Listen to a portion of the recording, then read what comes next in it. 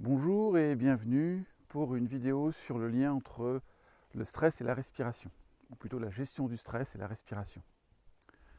L'intérêt des techniques qui utilisent la respiration pour gérer le stress, c'est qu'elles utilisent quelque chose que nous faisons plusieurs fois par minute.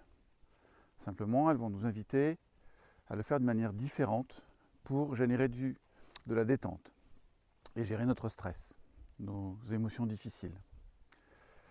La respiration abdominale est une respiration naturelle, innée. Si nous regardons un bébé de quelques semaines respirer, nous allons nous rendre compte que son ventre bouge et entre, sort, rentre, sort.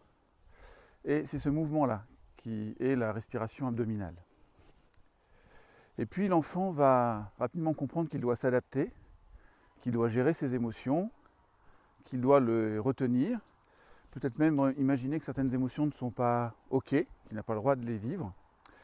Et pour pouvoir les vivre mieux, il va commencer à passer sa respiration d'une respiration abdominale à une respiration thoracique.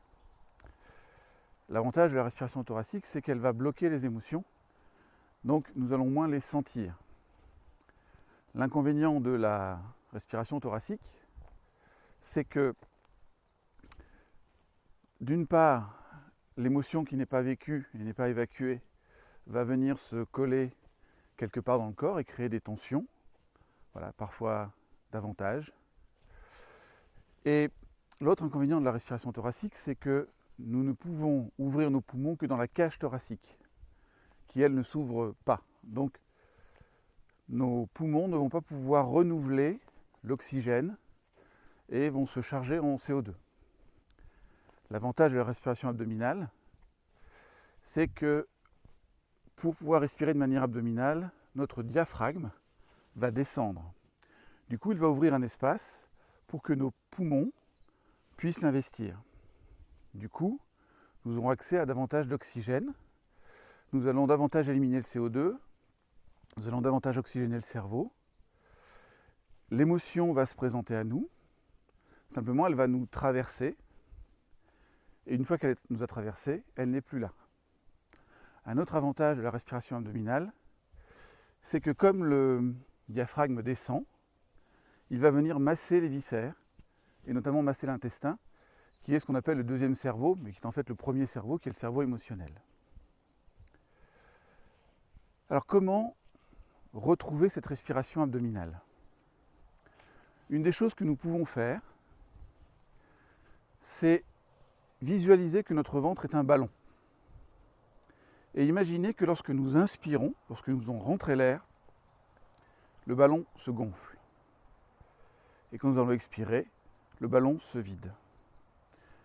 Ce mouvement-là, nous pouvons le faire par exemple le matin dans notre lit avant de nous lever, le soir en nous couchant, dans notre voiture, un feu rouge, dans le bus, dans une salle d'attente. Pour nous aider davantage, nous pouvons aussi utiliser notre main, c'est-à-dire appuyer sur le ventre au moment où nous allons chasser l'air et relâcher au moment où l'air va rentrer. Cette respiration, nous allons la retrouver dans plein de techniques qui aident peu ou prou à gérer nos émotions. Par exemple, nous allons la retrouver dans le yoga, le tai chi, le qigong, la méditation, la relaxation, certaines techniques d'hypnose. La respiration abdominale est sûrement une des techniques les plus efficaces et les plus simples à mettre en œuvre pour retrouver notre paix intérieure, pour nous reconnecter à nous, sans pour autant attendre d'être rentré chez soi et d'avoir fait une visualisation ou d'avoir pris un bon bain. Nous pouvons l'utiliser à chaque instant, même parfois lors d'un échange conflictuel avec quelqu'un, je peux prendre le temps de respirer pendant qu'il me parle pour m'apaiser. Je vous invite donc à retrouver cette respiration abdominale, à la pratiquer plusieurs fois par jour. Je dirais d'abord dans des moments où vous n'en avez pas vraiment besoin, pour pouvoir vraiment la retrouver, la réinscrire dans notre corps, afin d'en disposer lorsque nous en aurons besoin. Je vous souhaite une vie belle, pleine d'oxygène. À très bientôt. Au revoir.